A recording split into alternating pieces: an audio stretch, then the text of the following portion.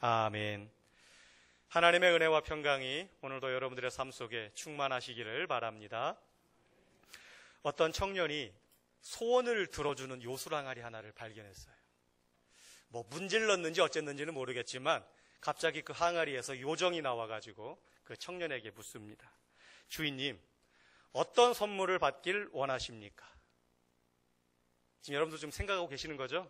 어떤 선물을 받고 싶으신지? 그러자 이 청년이 이야기합니다. 예, 저는 많은 돈과 세상에서 제일 예쁜 여자와 행복한 결혼을 원합니다.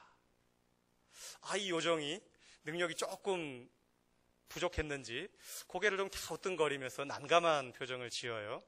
다시 한번 묻습니다. 정말로 이 세 가지를 다 들어줘야 됩니까? 그때 이 청년이 하는 말이 예, 저는 돈과 여자와 결혼 반드시 이 세 가지가 다 있어야 되겠습니다. 그리고 나서 며칠 뒤에 이 청년은 돈 여자와 결혼했어요. 집에 가서 웃으시면 안 돼요. 네. 만약에 하나님께서 이 시간 여러분들에게 내가 너희에게 무엇하여 주기를 원하느냐 물으신다면 여러분들은 어떤 소원을 말씀하시겠습니까? 내가 너희에게 무엇하여 주기를 원하느냐? 아마 육신이 연약하신 분들은 건강을 구하실 것입니다. 지혜가 부족하다고 느끼는 사람은 지혜를 구할 것이고, 사업을 하고 있는데 그 사업에 어려움이 있으신 분들은 그 사업의 형통함을 구하실 것이고, 어젯밤에 아내와 남편과 싸웠다면 하나님, 오늘 하루가 가기 전에 화해할 수 있는 지혜를 주십시오. 그렇게 기도하시겠지요. 저마다 각자의 입장에서 꼭 필요한 것을 선물로 받기를 원하실 것입니다. 그런데요, 우리가 대부분 구하는 그 선물을 받기를 원하는 구하는 그것들이요, 대부분 다 일시적인 것들입니다. 그렇죠?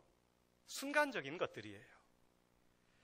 부족할 때는 그것만 있으면 감사하고 그것만 있으면 최고로 행복할 것 같았는데 뭐 조금만 시간이 지나면 불평이 생기고 불만이 생기고 원망이 생기고 왜 이런 걸 주셔가지고 더 좋은 것 있는데 그것 주시지. 어떻게 지금 가지고 계신 핸드폰에 만족하십니까? 지나온 삶을 돌이켜보면 처음 가졌던 핸드폰 지금 다시 쓰라고 주시면 어떻게 날아갈 듯이 기뻐하시겠습니까? 그렇지 않아요. 제가 처음 썼던 핸드폰은요, 제가 신청도 안 했는데 제 아는 청년 제자가 전도사님 이거 쓰세요 하고서는 자기가 등록해가지고 왔어요. 모토로라. 그것도 공짜로 나눠준다고 해가지고 갖고 왔더라고요. 지금도 기억도 안 나요, 그 모양도. 근데 지금 제가 쓰고 있는 핸드폰도 좋은 거지만 아마 시간이 가면 갈수록요, 더 좋은 것이 나오면 제가 아마 지금 쓰고 있는 핸드폰을 별로 그렇게 자주 잘 안 쳐다볼 것 같아요. 순간적입니다. 일시적이에요. 그래서 우리 주님께서 오늘 우리에게 말씀하시는데 우리가 정말로 받기를 원해야 될 것이 무엇인지, 우리가 정말로 받아야 될 것이 무엇인지를 우리 주님은 우리에게 말씀해 주십니다. 누가복음 11장 11절에서 13절에 보게 되면 세상의 악한 부모라 할지라도 자기 자녀에게 좋은 것을 주려고 합니다. 사기꾼 도둑놈 부모가 왜 도둑질하고 사기를 칠까요? 자기 자녀들에게 좋은 것을 사주기 위해서 그래요. 왜 남을 때려가지고도 상대방이 가지고 있는 것을 빼앗으려고 하는 부모가 왜 그럽니까? 그거 빼앗아가지고요, 자기 자녀들에게 맛있는 거 사주려고 그래요. 세상의 악한 사람들도 자기 자녀들에게 좋은 것을 주려고 악한 짓을 해요. 하물며 우리의 아버지 하나님께서 구하는 자에게 당연히 좋은 것을 주시지 않겠습니까? 하나님께서 우리에게 주시고자 하시는 그 좋은 것, 그것이 뭐냐? 오늘 성경에서는 성령님이라고 말씀하고 계십니다. 하나님께서 우리 사람에게 주시는 가장 좋은 것, 성령 하나님. 실망하셨나요? 표정들이 좀 그러신 것 같아요. 물론 그것도 좋지만 하나님, 제가 지금 당장 지금 1억이 필요한데 1억까지는 좀 그렇더라도 한 5천만 원 정도만 어떻게 안 되겠습니까? 다들 표정들을 보니까 조금 그런 마음이 조금은 있으신 것 같아요. 하나님께서 우리에게 주신 최고의 선물이 무엇입니까? 바로 예수 그리스도입니다. 하나님께서 우리에게 주신 가장 최고의 선물은 예수 그리스도예요. 이것도 별로 동의 안 하시는군요. 자, 그 다음에 예수님께서 하늘로 올라가시면서 아버지 집으로 가시면서 다시금 우리에게 주신 최고의 선물, 예수님이 우리에게 주신 최고의 선물이 뭡니까? 어떻게 하셨어요, 이거는? 성령님이에요. 수많은 사람들이 보는 앞에서 주님이 하늘로 올라가십니다. 제자들에게 하시는 말씀이 주의 약속하신 성령이 올 때까지 기다려라. 내가 가면 너희를 위하여 보혜사 성령이 온다. 보혜사가 뭡니까? 우리를 돕는 자, 우리의 모든 것을 책임지시는 분. 하나님께서 우리에게 주신 최고의 선물이 예수 그리스도이고요, 그 예수 그리스도가 우리에게 주신 또 하나의 최고의 선물이 성령님이십니다. 이 사실을 믿으십니까? 나에게 돈이 조금 부족해도, 나에게 건강이 조금 부족해도 그것은 아무것도 아닙니다. 순간적입니다. 그런데 우리가 성령 하나님을 소유하지 못하면 우리는 아무것도 가지지 못한 자들입니다. 오늘 말씀의 제목은 성령님이 주시는 선물을 받으라입니다. 성령님이 주시는 선물을 받으라. 성령 충만한 베드로가 사도행전 2장에서 성령 충만함을 받고 이제 수많은 사람들에게 복음을 전합니다. 설교를 합니다. 설교를 했더니요, 그 설교를 들은 사람들의 반응이 두 가지로 나타납니다. 첫째는 마음이 찔렸어요. 지금까지는 무덤덤하게 살았던 사람들이요, 그 베드로의, 성령 충만한 베드로의 설교의 말씀을 듣고 그들 마음이 찔렸어요. 그리고 또 하나의 반응은 베드로와 사도들에게 묻습니다. 우리가 어찌할꼬? 내 마음에 이런 찔림이 있는데 이제 우리가 어떻게 하냐? 이제 우리가 어떻게 할까? 베드로가 전한 내용은 다른 것이 아닙니다. 이미 우리가 알고 있는 내용. 예수님께서 이 땅에 오셔서 3년간 살아가시면서 행하셨던 수많은 기적들, 이적들, 그리고 예수님께서 나 때문에 고난당하신 고난당함, 그리고 십자가에서 죽으심, 그리고 그 죽으셨던 예수님을 하나님께서 다시 살리심, 그 부활을 베드로가 설교했어요. 그랬더니요, 그 말씀을 들은 모든 사람들이 마치 송곳으로 심장을 찌르듯이, 날카로운 바늘에 내 가슴이 찔리듯이 그런 찔림을 받았습니다. 그 이유가 무엇일까요? 왜 그들이 그 설교의 말씀을 듣고 메시지를 듣고 마음에 찔렸을까요? 왜 우리가 어찌할꼬 그런 반응을 보였을까요? 그들은 지금까지 자신들은 예수님의 죽음과 무관하다라고 생각을 했습니다. 저 십자가에 죽으신 그 예수가 나하고는 아무런 상관이 없다. 내가 예수를 십자가에 못 박아 죽인 것이 아니라 빌라도가 법정에서 판결 내린 거 아니냐. 나하고는 상관없다. 그들은 그렇게 생각을 했습니다. 그런데요, 오늘 베드로의 설교를 통해서 우리가 읽지는 않았지만 사도행전 2장 37절 그 앞에 나오는 그 말씀을 보게 되면 베드로가 그 설교를 통해서 너희들이 바로 예수를 십자가에 죽였다라고 선포할 때 그것이 엄청난 충격으로 그들에게 다가왔습니다. 2017년 오늘을 살아가는 우리들에게도 이러한 충격이 있어야 되지 않을까요?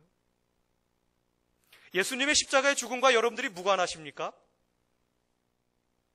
오늘도 우리들은 예수님의 십자가 이야기만 들으면, 예수라는 말만 들으면 우리 안에 이런 충격이, 우리가 어찌할 거라고 하는 이런 통회함이 우리 안에 있어야 됩니다.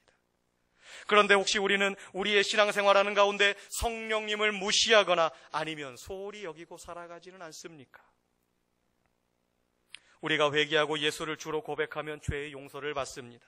성령 하나님은 우리로 하여금 예수 그리스도를 주로 고백하게 하시는 영입니다. 그리고 그 성령님은 우리의 죄를 용서하시는 능력을 가지신 분이 바로 성령 하나님이십니다. 오늘도 우리가 성령님을 인정하고 성령님의 인도와 다스림 가운데 오늘도 우리는 살아가야 됩니다. 이것이 바로 성령 충만한 그리스도인의 올바른 삶입니다. 우리는 내가 예수님을 죽였다라고 하는 것을 인정해야 됩니다. 예수가 십자가에 죽으신 것이 나 때문임을, 내가 그 예수를 십자가에 못 박았음을 오늘도 우리는 인정하고, 이런 안타까움과 죄송함의 고백이 오늘도 우리들에게 있어야 됩니다. 이것이 바로 십자가를 지고 주님을 따라가는 제자의 삶 아니겠습니까? 베드로의 설교를 들은 모든 사람들은 큰 찔림을 받았습니다. 자기들이 예수님을 십자가에 죽였다라고 하는 것을 인정합니다. 우리에게도 이런 반응이 있기를 축복합니다. 하나님의 말씀이 선포되어질 때에 그 책임을 다른 사람에게 떠넘기거나 변명하지 말아야 합니다. 주님, 제가 그랬습니다. 제가 바로 그 죄인입니다. 제가 주님을 십자가에 못 박았습니다. 주님, 나를 용서하여 주십시오. 이것이 성령을 받은 사람들의 올바른 반응입니다. 양심의 가책을 받은 그들은요, 베드로의 설교를 듣고 양심의 가책을 받은 그들은 즉각적으로 반응합니다. 우리가 어찌할꼬? 우리가 어찌할꼬? 베드로 사도요, 또 예수님의 제자들이요, 우리가 어찌해야 됩니까? 우리가 어찌할꼬? 이들의 질문에 대한 대답이 바로 오늘 본문 38절 말씀입니다. 베드로가 이르되 너희가 회개하여 각각 예수 그리스도의 이름으로 세례를 받고 죄 사함을 받으라. 그리하면 성령의 선물을 받으리니. 아멘. 성령의 선물은 성령님이 주시는 은사와 능력을 의미합니다. 너희가 회개하여 죄 사함을 받고 성령의 선물을 받으라 라고 말씀하십니다. 구체적으로 성령을 통해서 주시는 선물, 우리가 지금까지 받아 누리고 있는 다양한 선물들, 다 성령님께서, 성령님을 통해서 우리에게 주시는 선물 아닙니까? 그런데요, 우리가 여기서 반드시 기억해야 될 것은 성령님을 통해서 우리가 생각하는 그것이 축복이 아니라 성령님 그 자체, 성령님 그 자체가 우리에게 주시는 하나님의 선물이라는 것입니다.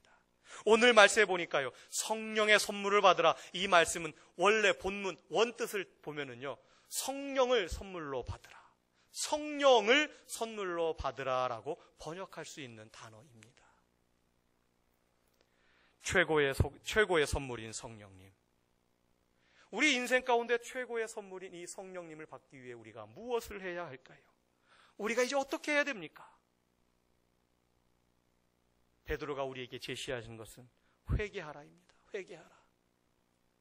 이 회개하라라고 하는 단어는 메타노에오라고 하는 단어입니다. 뜻이 무엇이냐? 길을 바꾸라. 가던 길에서 돌아서라. 잘못된 길인 줄 알았으면 머뭇거리지 말고 주저하지 말고 과감하게 돌아서라는 것입니다. 아내와 남편이 한 차를 타고 남편이 운전하면서 갑니다. 우리 대부분 우리 소망교회 남편분들 운전들 잘 하시잖아요. 길도 잘 찾아가시고. 그런데 때로는 쓸데없이 고집을 부릴 때가 있어요. 뭔가 좀 의심쩍은 때가 있습니다. 길을 좀 잘못 들어선 것 같아요. 근데 그냥 안 그런 척 하면서 계속 갑니다. 옆에서 아내가 한마디 해요. 여보, 이거 잘못된 길 아니야? 뭔가 이상한 것 같은데? 되돌아 나가서 다시 가자. 그럴 때 우리 일부의 남자들이 그 말을 잘 듣나요? 자존심을 내세우면서 이 길이 맞아, 나만 믿고 따라와. 그러다가 마지막까지 갔는데 더 이상 길이 없네요. 한 10분 전에만 차를 돌렸어도 쉽게 차를 돌릴 수 있었을 텐데 이제는 차 돌리기도 어려운 그런 지경까지 이르르고 말았어요. 물론 후진을 잘 하시는 분들은 그냥 뒤로 나오시면 되겠지만, 잘못된 길임을 알았을 때는요, 머뭇거리고 주저 하다가 계속해서 가잖아요. 돌아오기만 힘들어요. 회개가 무엇이냐? 회개는 단순한 감정이나 생각이 아닙니다. 일시적인 후회가 아니에요. 확실하게 돌이켜서 하나님께로 돌아오는 행동이 바로 회개입니다. 회개의 시작은 자신의 죄를 하나님의 눈으로 보는 것입니다. 사람의 눈으로 죄를 보면은요, 정확하게 판단할 수 없어요. 우리가 다른 사람들과 비교해 볼 때 우리 좀 깨끗하잖아요. 우리가 누구 이렇게 막 때리고 살지 않잖아요. 남의 것 막 무자비하게 막 지가 뺏어오고 그렇게 살지 않잖아요. 여러분들 때문에 누구 병원에 입원하신 분 있으세요? 신나게 때리셔가지고? 그런 분들 없잖아요. 남들과 비교해 보면 나는 저 사람들처럼 사기를 친 적도 없고 도둑질한 적도 없고 누구를 폭행한 적도 없고, 남들과 비교해 보면 우리는 다들 참 깨끗한 삶을 살고 있다고 생각합니다. 우리 아내 되시는 분들 집안을 참 깔끔하게 유지하시잖아요. 제가 신방을 가보면 정말 놀래요. 먼지가 안 보여요. 어떻게 이렇게 깔끔하게 집안 정돈을 하시는지. 근데 언제 여러분들이 좌절감을 느끼십니까? 하루 종일 청소하고 난 다음에 커튼을 착 걷었어요. 햇볕이 딱 들어옵니다. 뭐가 보이세요? 왜 이렇게 먼지가 많아요? 안 보였던 먼지가 온 거실에, 방 안에 그냥 가득합니다.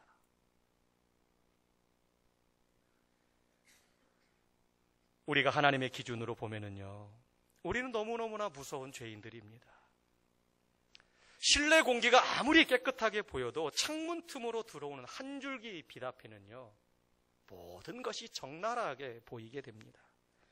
성령님께서 하나님의 말씀을 통해서 우리를 찌르실 때, 우리를 깨닫게 하실 때, 우리는 비로소 하나님의 눈으로 우리 자신의 실체를 바라보게 됩니다. 그럴 때 우리는 우리가 어찌할꼬 그렇게 부르짖습니다.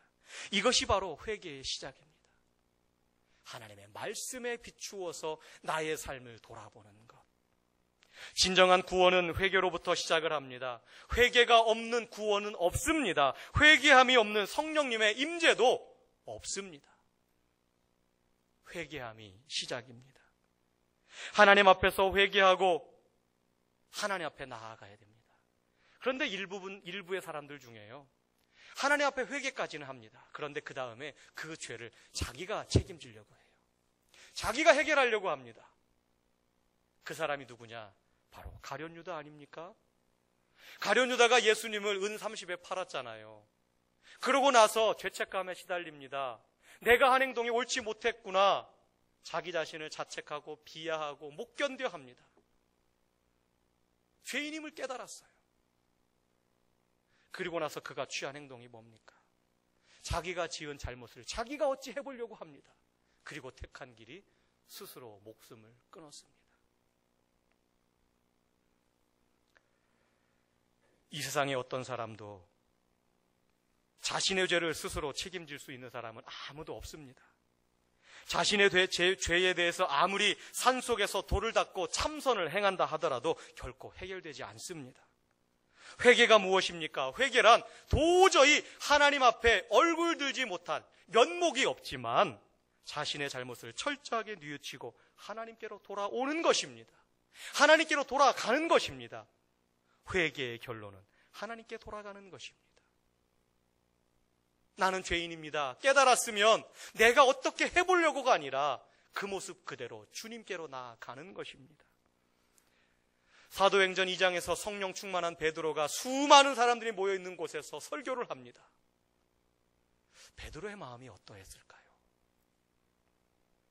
수많은 사람들 앞에서 설교하는 베드로의 마음이 어떠했을까요? 이야, 이 사람들이 내 말을 듣고 움직이는구나, 반응하는구나. 저는 그러한 마음보다는요, 옛날 과거가 생각났을 것 같아요. 우리가 알고 있듯이 베드로가 어떤 사람입니까? 주님을 모른다고 부인했던 사람이잖아요. 다른 사람들은 다 떠나도 나는 주님을 안 떠납니다. 그랬던 사람이 제일 먼저 예수님 배반하고 고향으로 돌아가서 나는 물고기 잡으러 가겠다. 인생 포기하고 살았던 거 아닙니까? 그랬던 베드로에게 주님이 찾아오셨습니다. 분명히 베드로에게는 자신의 과거의 죄의 모습이, 죄악된 모습이 있었어요. 생각이 났어요. 그러나 베드로는 그것에 붙잡혀 있지 않았어요. 아마 과거에만 붙잡혀 있었다면 어떻게 과감하게 수많은 사람들 앞에 너희가 회개하고 죄사함을 받으라, 어떻게 그렇게 외칠 수 있었겠습니까? 그는 비록 주님을 부인하고 주님을 모른다고 외면했던 철저하게 하나님 앞에 죄인이었지만 다시금 자기를 찾아오신 주님 앞에 주여 내가 죄인입니다. 주님 내가 죄인입니다. 나를 떠나소서. 주님 앞에 자신의 죄인됨을 고백하고 주의 은혜를, 주의 용서하심을, 주의 사랑을 베드로는 원하였습니다. 그때 주님께서 베드로에게 다시금 사명을 주시면서 네가 이제 정말로 사람 낚는 어부, 하나님 나라에 귀하게 쓰임받는 일꾼 된 것이 아닙니까? 자, 가룟 유다와 이 베드로의 차이가 무엇입니까? 가룟 유다는 스스로 책임을 지고 목숨을 끊었어요. 얻은 게 뭐예요? 아무것도 없잖아요. 하지만 베드로는 사랑하는 주님 앞에 주여 나는 죄인입니다, 나를 떠나소서라고 자신이 철저하게 죄인임을 고백하고 주님의 사랑과 용서를 통해서 성령의 사람이 되었고, 한순간에 설교하였을 때 성령님께서 그곳에 임재하셨고 3,000명, 5,000명이 회개하는 놀라운 역사가 일어나지 않았습니까? 사랑하는 성도 여러분, 이 시간 여러분들은 어떠한 마음으로 말씀을 듣고 있습니까? 하나님은 어떤 마음으로 예배하는 자들의 예배를 받으실까요? 시편 51편 17절에 하나님께서 구하시는 제사는 상한 심령이라. 하나님이여 상하고 통하는 마음을 주께서 멸시하지 아니하시리이다. 간음죄와 살인죄를 저질렀던 다윗의 고백입니다. 하나님께서는요, 극악무도한 죄를 저질렀던 그 다윗의 죄까지도 주님은 용서해 주셨어요. 내가 원하는 예배는 위선으로 드려지는 예배가 아니라 너희 마음속에 진심으로 통회하고 자복하고 주님 나는 죄인입니다, 그럼에도 불구하고 내가 주님께 왔습니다, 나를 용서해 주십시오 라고 하는 마음을 가지고 드리는 예배를 주님께서 받으신다라고 하는 사실입니다. 사랑하는 성도 여러분, 아직도 주님 앞에 내려놓지 못한 얼룩진 죄의 모습들이 있습니까? 이 시간 주님 앞에 고백하며 회개할 때에 오직 예수 그리스도의 보혈로 정결케 하시고 용서해 주실 줄 믿습니다. 그러므로 너희가 회개하고 돌이켜 너희 죄 없이 함을 받으라. 이같이 하면 새롭게 되는 날이 주 앞으로부터 이를 것이요라고 우리들에게 분명히 말씀하고 계십니다. 여러분들의 인생의 앞날이 유쾌한 날, 맑은 날, 즐거운 날이 계속해서 이루어지기를 원하십니까? 주님을 향하여 돌이키십시오. 주님께로 회개하고 돌이키시기를 바랍니다. 죄와 사망의 법에서 해방되어 예수 그리스도 안에 있는 생명과 성령의 법이 여러분을 자유케 하시고 회복시켜 주시는 역사가 임할 줄로 믿습니다. 우리는 예수를 믿고 난 다음에 세례라고 하는 것을 받습니다. 세례를 받고 교회의 한 공동체가 됩니다. 정식 일원이 됩니다. 세례가 무엇입니까? 세례는 회개의 외적인 표시요 즉각적인 반응입니다. 세례는 예수님을 믿고 예수님의 자녀가 되었음을 하나님 앞과 온 성도들 앞에서 공식적으로 선포하는 것, 그것이 세례입니다. 회개한 사람은 죄를 떠나서 하나님을 바라보고 살아갑니다. 하나님 앞에 죄인임을 고백하고 하나님의 자녀가 되었음을 온 사람들 앞에서 공식적으로 선포한 사람들은 이제는 더 이상 하나님을 떠나서 살지 않습니다. 하나님 안에서 살아갑니다. 세례라고 하는 것은 내가 그리스도와 함께 나의 모든 정욕과 욕심을 십자가에 못 박고 죽는 것입니다. 그리고 부활하신 주님과 함께 다시금 살아서 새롭게 살아가는 것입니다. 로마서 6장 3절로 4절에 무릇 그리스도 예수와 합하여 세례를 받은 우리는 그의 죽으심과 합하여 세례를 받은 줄을 알지 못하느냐? 그러므로 우리가 그의 죽으심과 합하여 세례를 받음으로 그와 함께 장사되었나니 이는 아버지의 영광으로 말미암아 그리스도를 죽은 자 가운데서 살리심과 같이 우리로 또한 새 생명 가운데서 행하게 하려 함이라 라고 말씀하고 계십니다. 세례를 받은 자는 예수와 함께 죽었다가 예수와 함께 다시 살아난 자들입니다. 할렐루야. 그러므로 우리는 이제는 주님과 함께 새로운 생명을 받은 자로 이 세상을 살아가야 됩니다. 회개하고 세례를 받는 것은 각각 개인과 개인이 하나님과 1대1로 만나는 결단을 촉구합니다. 내 아내가, 내 남편이, 내 부모님이 아무리 하나님을 잘 믿었어도 우리가 그 신앙에 묻어서 갈 수 없어요. 하나님은 오늘도 한 사람 한 사람을 찾아오십니다. 여러분의 모든 죄가 용서받고 하나님의 자녀가 되었음을 여러분들 확실히 믿으십니까? 이것을 우리들에게 보증하시는 것이 무엇입니까? 주님께서 나의 죄를 용서해 주셨고 나는 하나님의 자녀가 되었습니다. 이 사실의 증인이 과연 누구십니까? 이것은 나의 확신에서 오는 것이 아닙니다. 성령 하나님께서 친히 우리의 증인이 되어 주십니다. 로마서 8장 15절에서 17절에 너희는 다시 무서워하는 종의 영을 받지 아니하고 양자의 영을 받았으므로 우리가 아빠 아버지라고 부르짖느니라. 성령이 친히 우리의 영과 더불어 우리가 하나님의 자녀인 것을 증언하시나니라고 말씀하고 있습니다. 내 마음에 확신이 있다고 해서 완전해지는 것이 아닙니다. 우리의 마음은 흔들려요. 변치 않는 분이 계십니다. 성령 하나님께서. 우리가 예수를 주로 고백하고 하나님의 자녀가 되었음을 시인할 때에, 믿고 나아갈 때에 주님께서, 성령님께서 하나님과 우리 사이에 보증인이 되어 주십니다. 베드로는 돌아오는 탕자를 맞이하는 아버지의 애틋한 사랑과 마음으로 우리가 어찌할꼬 라고 말하는 그 수많은 사람들에게 이렇게 이야기합니다. 이 약속은 너희와 너희 자녀와 모든 먼데 사람 곧 주 우리 하나님이 얼마든지 부르시는 자들에게 하신 것이라 라고 말씀하십니다. 하나님의 구원의 손길은 미치지 못하는 곳이 없습니다. 하나님 앞에 용서받지 못할 죄인은 없습니다. 하나님 앞에 감히 나아가지 못할 죄인은 아무도 없습니다. 오늘 말씀 속에 먼데 사람, 이방인뿐만 아니라 누구든지 부르셔서 구원받기를 원하시는 것이 하나님 아버지의 마음입니다. 예배 들어오기 전에 인터넷을 보았더니 영국 런던에서 또 자동차 테러 사건이 일어났어요. 전 세계 곳곳에서 테러가 일어납니다. 세상은 점점 가면 갈수록 비뚤어지고 폭력으로 뒤덮여져 가고 있습니다. 사람의 마음도 생각도 행동도 삶도 온통 진리에서 벗어나서 잘못된 길을 마치 제대로 된 길인 것처럼 그렇게 걸어들어가고 있습니다. 그러나 진심으로 회개하고 세례받은 자의 삶을 추구하는 자들은 바른 삶을 살아갈 수 있습니다. 내 힘으로는 그렇게 살아가지 못합니다. 그러나 성령님의 도우심을 의지하면, 성령 충만하면 우리는 온전한 삶을 살아갈 수 있습니다. 우리는 수없이 넘어지고 쓰러집니다. 그러나 성령님께서 우리를 다시 일으켜 세워주십니다. 그래서 사도 바울은 갈라디아서 5장 16절에서 이렇게 권면합니다. 내가 이르노니 너희는 성령을 따라 행하라. 성령을 따라 행하라. 우리가 육신을 따라가다 보면 넘어집니다. 실패합니다. 좌절합니다. 그러나 성령을 따라 행하면 우리는 언제나 승리합니다. 우리는 지금 어떤 삶을 살고 있습니까? 여러분들은 지금 어떠한 삶을 살고 계십니까? 성령을 따라 살고 계십니까?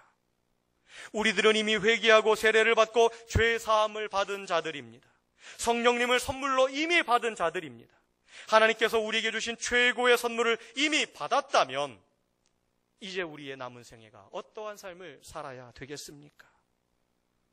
우리는 날마다 육체의 욕심을 십자가에 못 박고 성령님의 인도와 다스림 가운데 살아야 합니다. 세상을 바라보던 자리에서 이제는 하나님을 바라보는 시선의 자리로 바뀌어야 합니다.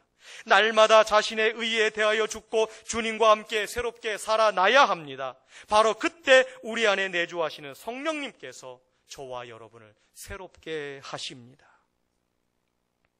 우리가 어찌할꼬 그렇게 통회하는 자들에게 주님의 대답은 어제나 오늘이나 내일이나 동일합니다. 너희가 회개하여 각각 예수 그리스도의 이름으로 세례를 받고 죄 사함을 받으라. 그리하면 성령의 선물을 받으리니. 주님 앞에 찔림을 받아, 주의 말씀을 듣고 읽고 나눌 때 찔림을 받아 우리가 어찌할꼬라고 주님 앞에 회개하는 영혼들을 주님은 결코 외면하지 아니하시며 그들에게 성령을 선물로 주셔서 우리들이 살아가는 이 어두운 세상, 죄악으로 가득한 세상, 진리를 외면한 채 불의로 달려가는 이 세상에서 하나님은 우리를 올바른 길로, 빛으로 소금으로 우리를 인도하시고 또한 우리를 통하여 이 세상을 아름답게 만들어 가실 줄로 믿습니다. 우리 사랑하는 소망교회 성도 여러분, 내 힘으로 살아갈 수 없습니다. 내 힘 의지하면 넘어집니다. 성령님을 의지하십시다.